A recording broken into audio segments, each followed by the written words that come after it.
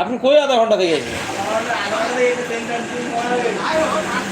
আপনি গাড়িটা যেভাবে চাচ্ছেন আপনি সেটা অফ করেন, আপনি সেটা অফ করেন, আমি বুঝি আপনি গাড়িটা যেভাবে চাচ্ছেন ওইভাবে করে দেওয়া কখনোই সম্ভব না, আদৌ সম্ভব না।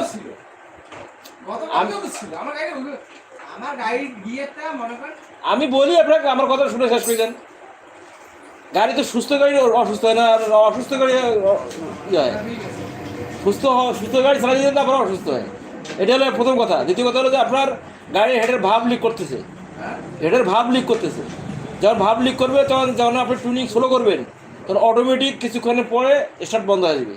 আবার যখন টুনিংটা আপনি রাখি যাবেন তখন একটু বাড়াইলে আবার যখন হিট হবে গাড়িটা তখন আবার হাই হয়ে যাবে অটোমেটিক। তার মানে আপনার নিয়ন্ত্রণে কখনোই আসবে না। এটা ঠিক করতে গেলে টেপিট চেক করা লাগবে।